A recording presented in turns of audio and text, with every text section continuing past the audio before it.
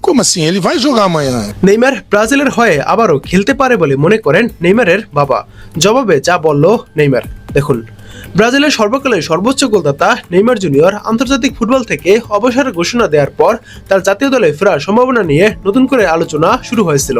সেই জল্পনার জন্ম দেন নেইমারের বাবা, যিনি ইঙ্গিত দিয়েছেন যে তার ছেলে হয়তো এখনো ব্রাজিলের হয়ে খেলার অধ্যায় পুরোপুরি শেষ করেনি। তবে এ বিষয়ে নিজের স্পষ্ট বার্তা দিয়েছেন নেইমার। বাবার মন্তব্যের প্রতিক্রিয়ায় সংক্ষিপ্ত কিন্তু তাৎপর্যপূর্ণ জবাব দেন ব্রাজিলিয়ান তারকা নেইমার। নেইমার বলেন, আমি খেলছি, আমার বাবা নন। প্রায় 3 বছর পর ব্রাজিল দলে ফিরে 2026 বিশ্বকাপে দুটি ম্যাচ খেলেছেন 34 বছর বয়সী এই ফরওয়ার্ড।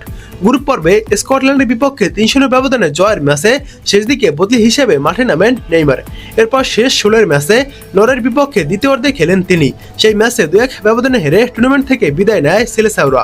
যোগ করার সময় পেনাল্টি থেকে ব্রাজিলের হয়ে একমাত্র গোলটি করেন নেইমার। ম্যাচ শেষে আবেগ আপ্লুত নেইমার আন্তর্জাতিক ফুটবল থেকে অবসরের ঘোষণা দেন। আজ নেইমারের দাতব্য সংস্থা ইনস্টিটিউটে তার বাবা বলেন, আমি নিশ্চিত করে বলতে পারি না যে সে 100% ব্রাজিল জাতীয় দলকে বিদায় জানিয়েছে। হয়তো সে আবারও ফিরতে পারে, কিন্তু নেইমারের সাম্প্রতিক মন্তব্য সেই সম্ভাবনা আপাতত অনেকটাই উড়িয়ে দেওয়া হয়েছে। আন্তর্জাতিক ক্যারিয়ারে নেইমার 130 ম্যাচ খেলে 80 গোল করে ব্রাজিলের ইতিহাসে সর্বোচ্চ গোলদাতা হিসেবে বিদায় নিচ্ছেন। নরওয়ের বিপক্ষে গোলটি তাকে কিংবদন্তি পেলের পর দ্বিতীয় ব্রাজিলিয়ান হিসেবে 4টি ভিন্ন বিশ্বকাপে গোল করার কীর্তি এনে দিয়েছে। 2010 সালের আগস্টে যুক্তরাষ্ট্রের বিপক্ষে প্রীতি ম্যাচে গোল করে আন্তর্জাতিকে অভিষেক হয়েছিল নেইমারের। 16 বছর পর একই ভেন্যু নিউ জার্সির মেটলাইফ স্টেডিয়ামে তার আন্তর্জাতিক অধ্যায়ের সমাপ্তি ঘটে।